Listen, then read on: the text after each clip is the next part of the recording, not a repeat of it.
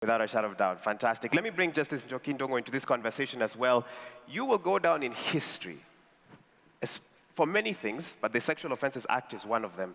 Walk us through the process of making it a reality, and I wonder for how long that idea percolated in your mind. What doubts did you face? What challenges did you endure before it became a reality? Well, thank you. Somebody once asked me, what will be on my gravestone if I was to die? And I think my epitaph should say that here lies Njoki Ndung'u, and she left this world a safer place for women. Wonderful. For me, wonderful.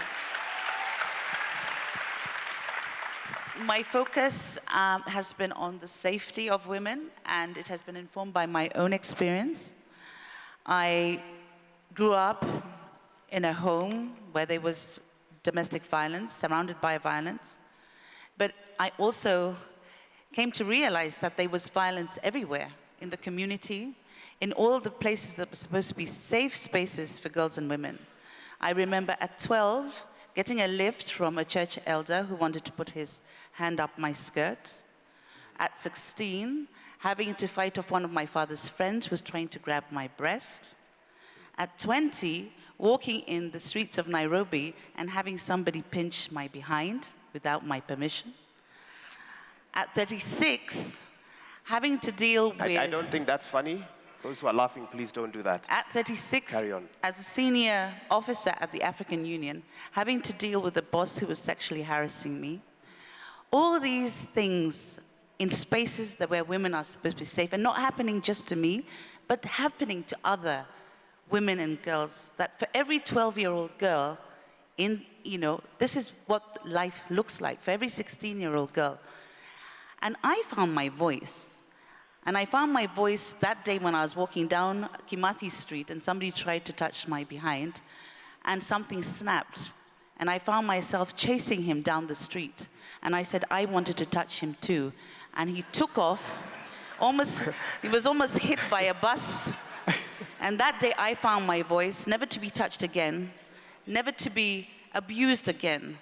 And I wanted to give that voice to other women and girls. It's something that I still do today.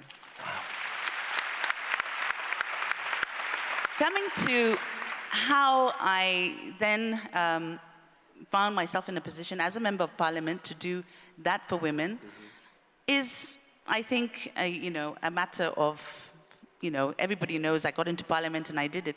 But people used to ask me, what drives you to do that? So is it fear? The fear that it would happen to me or to others? Is it anger? That I'm so angry that this happens? But I think that the truth of the matter is, it was because it was right. And I think that leadership is about doing things when you feel that it is right. And that is what has informed my journey. T.D. Jakes said yesterday that when you're a leader, that some of the work you do and some of the work, it's laborious and it can be bloody and it's sweaty and it's difficult. And the process of the Sexual Offences Act was like that, and some of the other work I've done around women's rights issues. But look what it gives birth to. It gives birth to a law that protects women. It gives birth to a law that gives women maternity leave.